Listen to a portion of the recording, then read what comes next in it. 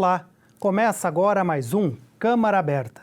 No dia 13 de julho de 2020, o Estatuto da Criança e do Adolescente, o ECA, completou 30 anos. Um marco para a reflexão sobre os avanços conquistados ao longo desse período e os desafios para os próximos anos. O ECA surgiu na esteira da Convenção dos Direitos da Criança, assinada alguns meses antes, em novembro de 1989, na Assembleia Geral da Organização das Nações Unidas, baseado em uma doutrina de proteção integral a partir do artigo 227 da Constituição, que fala da prioridade absoluta para crianças e adolescentes. O ECA estabeleceu um sistema de garantia de direitos e se tornou uma das legislações mais avançadas do mundo. Para conversar sobre os 30 anos do ECA e as políticas públicas deste segmento, nós recebemos hoje no Câmara Aberta, de maneira remota, o primeiro secretário do Conselho Municipal dos Direitos da Criança e do Adolescente de Itajaí, o CONDICA, Diego Felício. Olá, Diego, tudo bem? Seja bem-vindo ao Câmara Aberta. Olá, Maurício, tudo bem? Obrigado pela oportunidade. Para nós é um prazer poder estar aqui discutindo sobre esse tema tão importante. Diego, antes de entrarmos na comemoração dos 30 anos do ECA, eu quero que você fale um pouco da sua participação no Conselho de Direitos aqui do município. Como que você chegou, há quanto tempo você está lá, de qual entidade você faz parte? Bom, eu sou coordenador de uma ONG da nossa cidade, o Instituto Abecidade, né? E nós passamos a fazer parte, então, do Fórum Permanente de Debates das Políticas Públicas do município de Itajaí, por consequência, também do Conselho Municipal dos Direitos da Criança e Adolescente. Isso há 3 anos, né?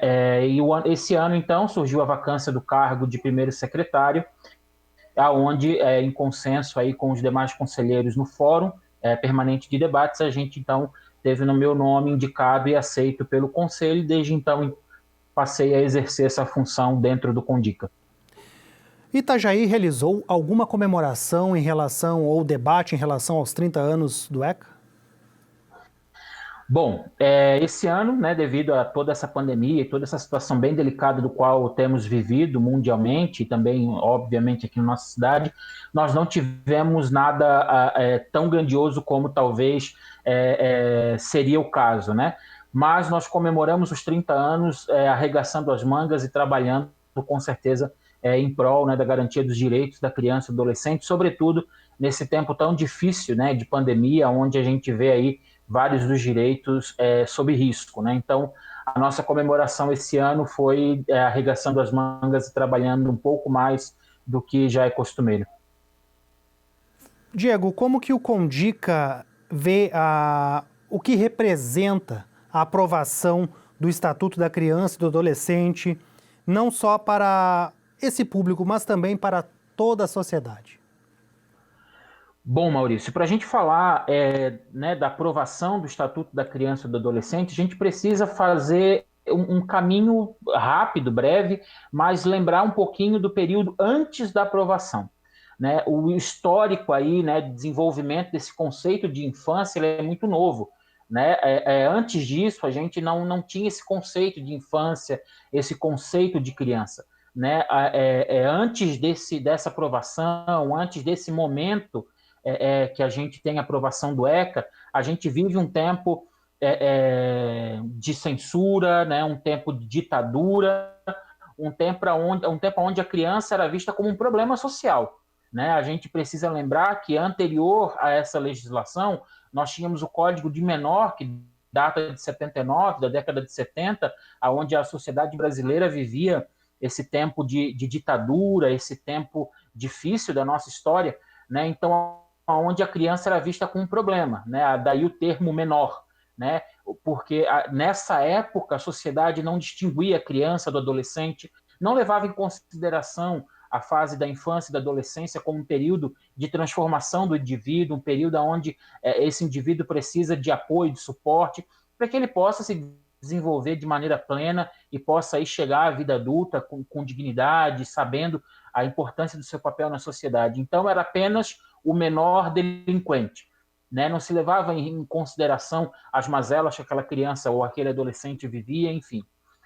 Com o advento da Constituição de 88, a sociedade passa a ter uma outra visão a respeito das coisas, né? A sociedade que passou pelos terrores da ditadura começa a ter uma nova visão das coisas, dos fatos, começa a repensar a sociedade. E aí, com a aprovação da Constituição de 88, né, a famosa Constituição Cidadã, né, a gente vê aí o artigo 227, né, da Constituição, onde fala onde traz, né, que é dever do Estado, da família, né, ou seja, traz essa importância de assegurar a criança como um cidadão de direitos, não apenas como um menor delinquente, não apenas como um problema da sociedade, não apenas com aquela política segregacionista que simplesmente separa, isola e coloca num lugar aquilo que é considerado problema. Então, a gente pode dizer que o Estatuto da Criança e Adolescente sendo aprovado nesse contexto aí da década de 90, representou um grande avanço para a sociedade brasileira.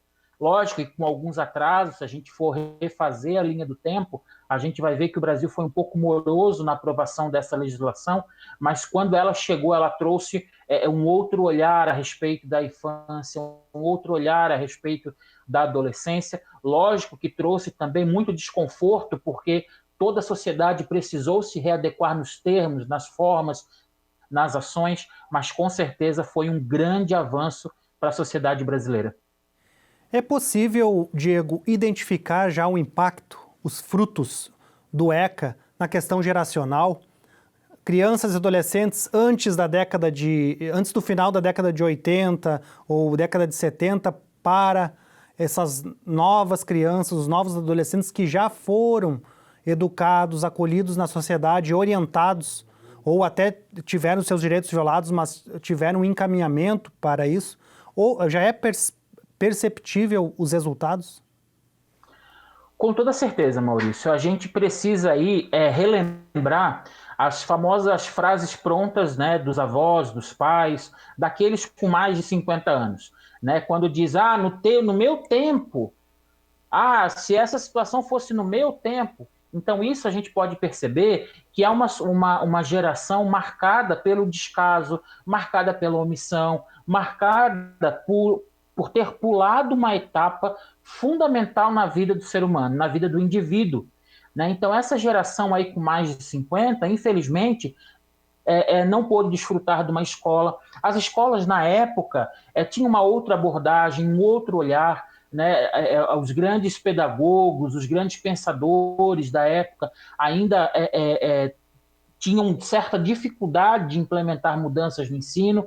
Enfim, era uma outra geração que, como você bem citou, sofreu, né, aí as marcas do seu tempo. A geração de agora não, é uma geração que já compreende que é um indivíduo possuidor de direitos e que luta, lógico, que a gente precisa lembrar, e eu costumo dizer que toda unanimidade é burra. É lógico que nesse processo todo a gente tem alguns exageros, enfim, mas de linhas gerais a gente pode ver que nós já temos crianças e adolescentes conhecedores que são cidadãos de direito, que precisam ter aí acesso garantido a inúmeras políticas públicas, acesso a inúmeras coisas que lhe convém, né?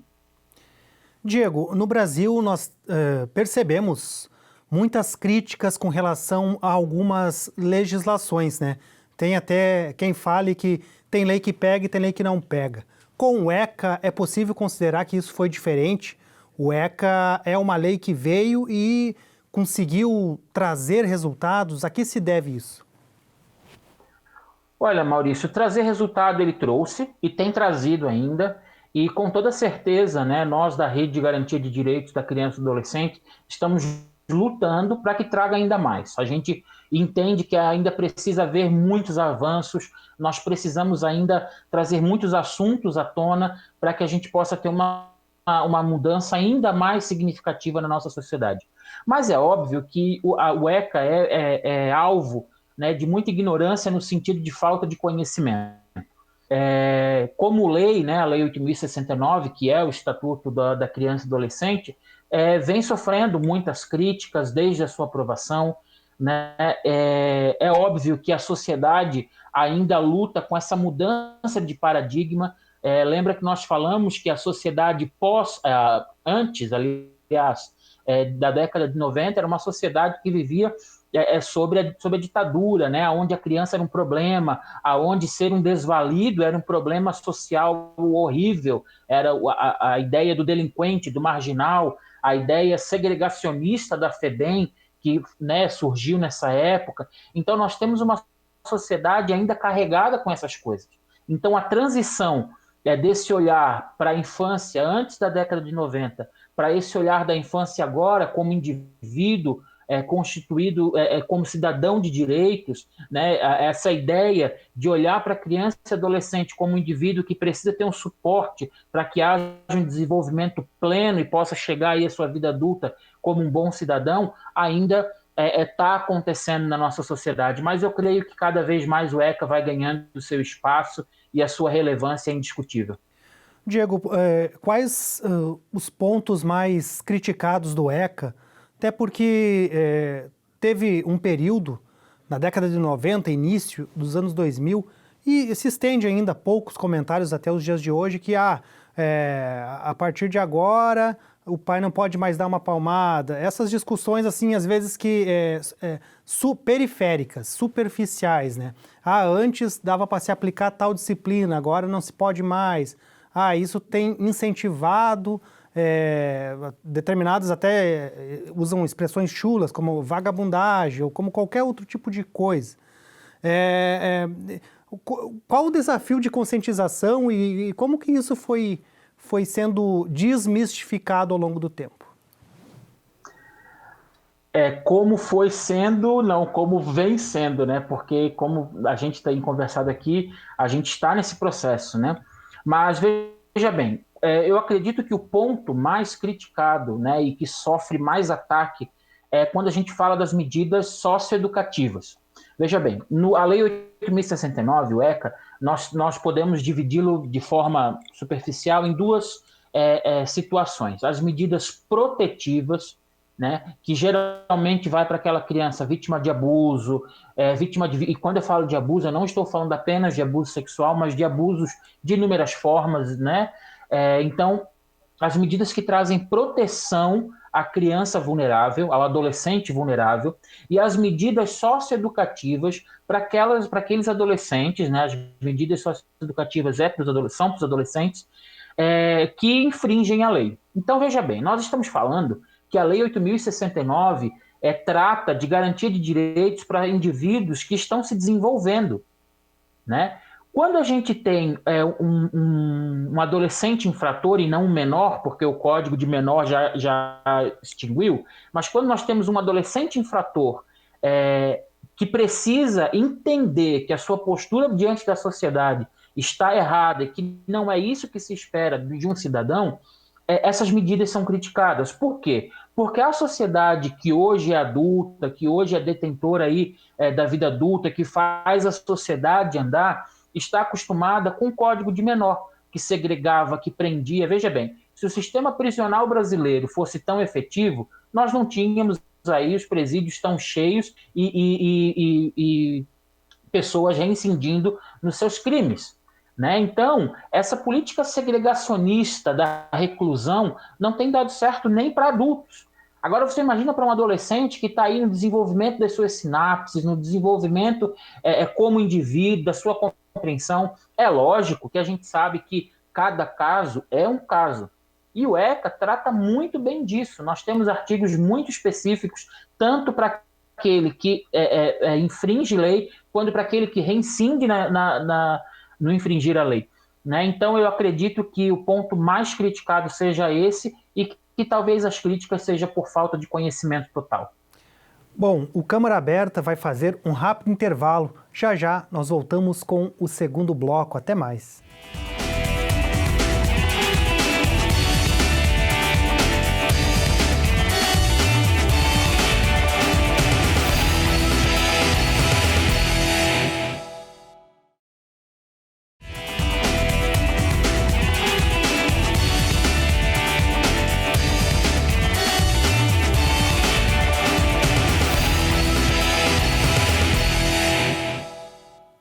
Voltamos com o segundo bloco do Câmara Aberta. Hoje recebemos de forma remota o primeiro secretário do Condica, Diego Felício. Nós estamos falando a respeito das comemorações dos 30 anos do Estatuto da Criança e do Adolescente.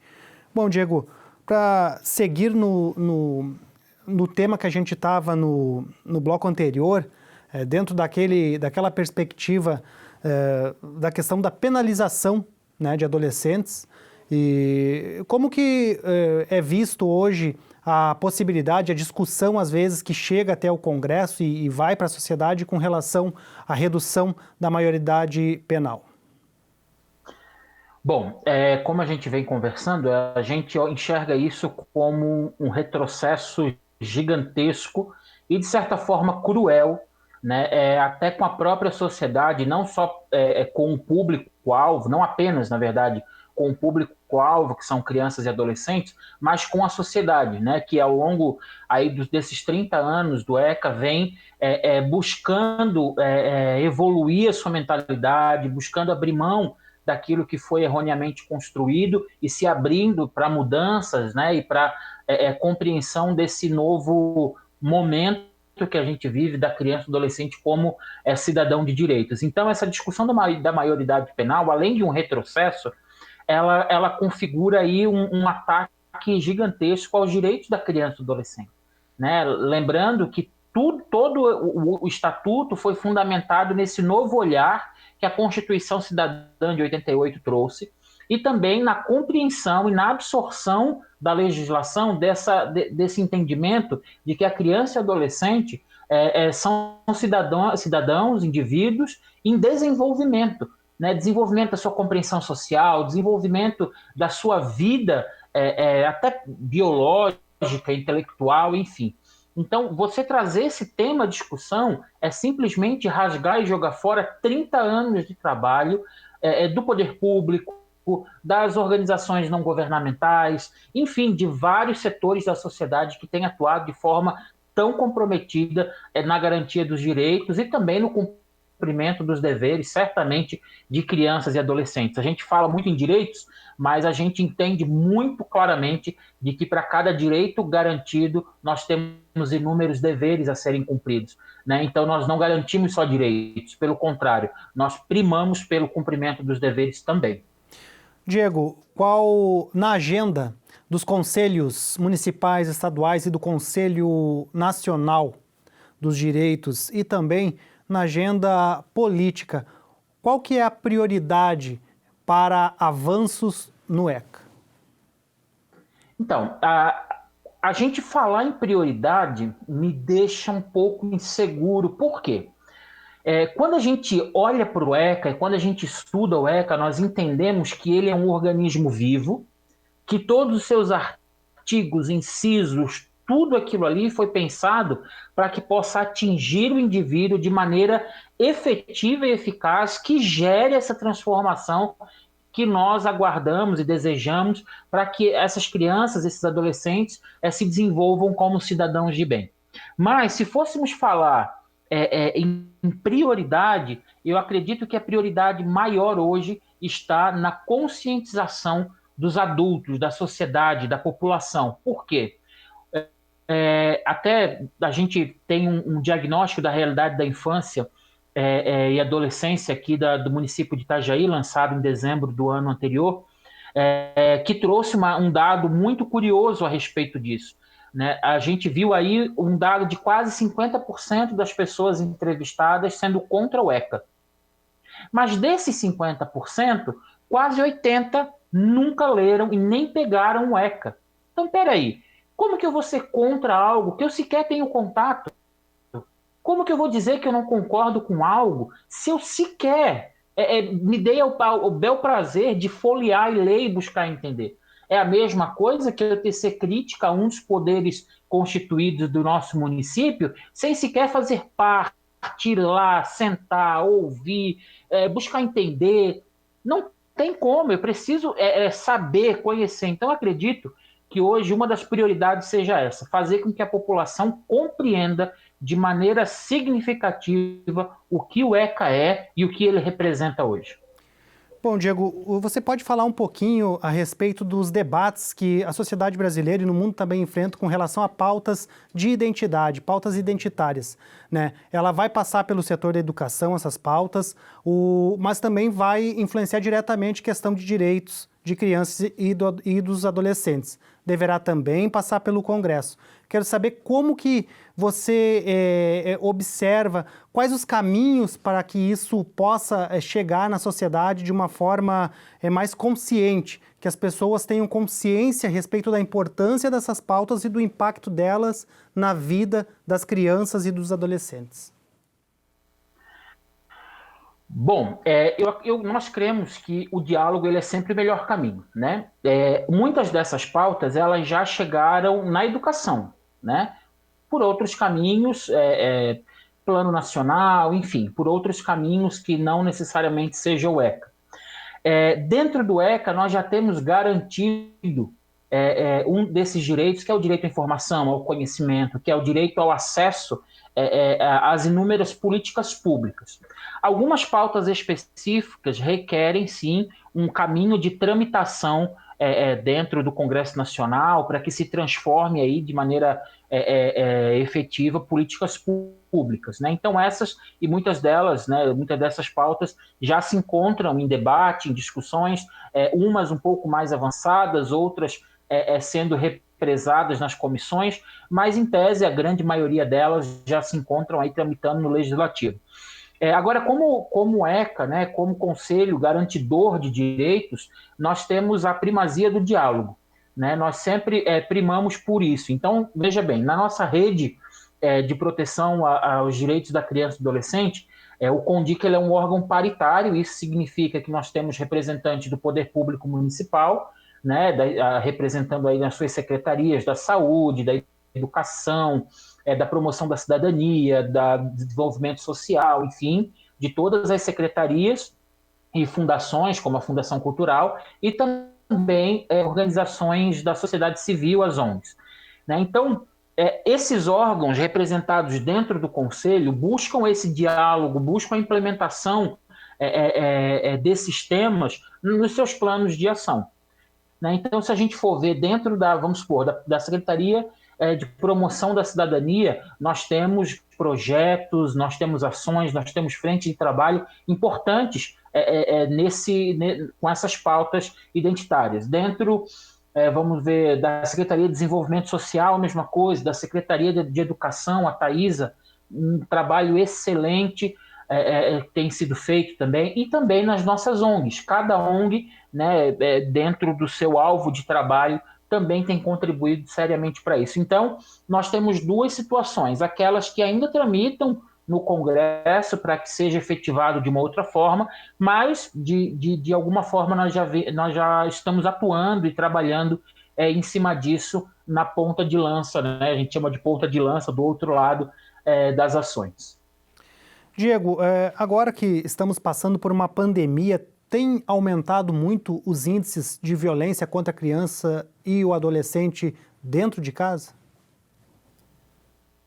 Olha, Maurício, eu até tive uma conversa com alguns dos conselheiros tutelares da nossa cidade, que são pessoas bem acessíveis, né? Graças a Deus, nosso último processo de escolha, nós tivemos pessoas bem bacanas sendo eleitas e estão atuando hoje no município de Itajaí.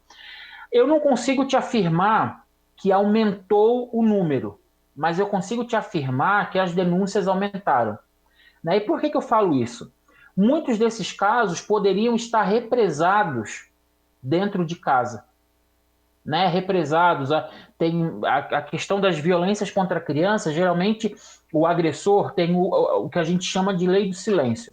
Então ele promove a violência contra a criança e ele fica na opressão, dizendo, olha, se você falar, eu vou fazer isso contra você, ou contra os seus pais, ou eu vou fazer tal coisa, enfim. Então ele começa a exercer uma opressão sobre a criança ou o adolescente, de modo a conseguir o silêncio dele e a continuidade da sua violência. Então, eu posso assim dizer, na minha opinião, que muitas dessas leis de silêncio poderiam estar acontecendo.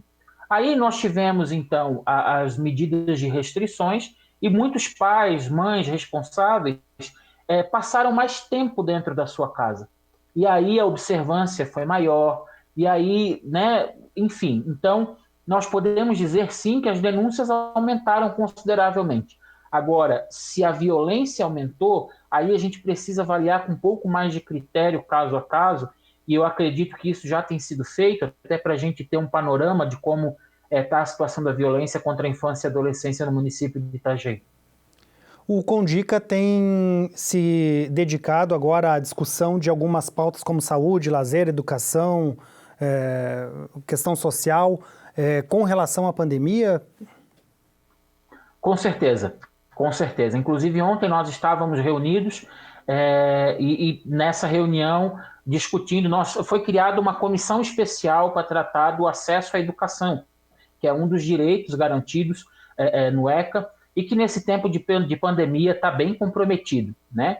Então, veja bem, nós estamos falando aí de crianças que não têm acesso a muitas, né, dos serviços básicos necessários. E aí agora nós temos uma suspensão necessária, óbvio, da educação, do sistema educacional, e essas crianças precisam fazer tudo via remota. Poxa, muitas das vezes nem nós temos uma internet que gostaríamos. Quantas vezes numa reunião remota a minha internet dá um problema ou outro, ou o computador, e a gente se vê vendido. Agora imagina essas crianças, esses adolescentes nesses ambientes. Por exemplo, um loteamento como São Francisco, aqui em Itajaí, né? Quem anda no loteamento, quem vai até lá, quem desenvolve trabalhos lá, sabe que o sinal naquele lugar é horrível. Como que a gente vai ter uma internet boa naquele lugar? Então, o Conselho dos Direitos, junto com seus conselheiros, junto com o poder público, com as ONGs, com o sistema de garantia, nós temos discutido ações práticas para que a gente possa atuar na redução desse impacto, desse dano na vida de crianças e adolescentes. Nós já elaboramos ações, elas vão estar sendo divulgadas, acredito que a partir da próxima semana, mas eu posso adiantar para vocês que tanto nós estamos buscando parcerias com ações que já estão acontecendo, quanto estamos criando ações próprias, né? Posso adiantar um pouquinho, como a internet solidária, né? Que é um programa basicamente onde a gente vai buscar internets próximas que possa ser fornecida para que crianças daquele entorno, enfim, um programa que está sendo elaborado com muito critério, com muito cuidado e com toda certeza observando aí a garantia do direito à educação tão necessária para crianças e adolescentes do nosso município. Diego, muito obrigado por aceitar o convite e participar da entrevista aqui no Câmara Aberta. Desejamos um excelente trabalho para vocês lá no Condica. Olha, Maurício, eu que agradeço. Para a gente é um prazer poder fazer parte desse momento, poder ser entrevistados por você. Eu aqui hoje não represento apenas o Diego, mas 16 ONGs, né, secretarias do governo, que são pessoas que estão desenvolvendo aí com certeza um excelente trabalho, também em parceria com o Conselho Tutelar de Itajaí, enfim, toda uma rede atuando na garantia dos direitos da criança e do adolescente. Muito obrigado a você e à Câmara de Vereadores de Itajaí. E o Câmara Aberta fica por aqui. Até a próxima.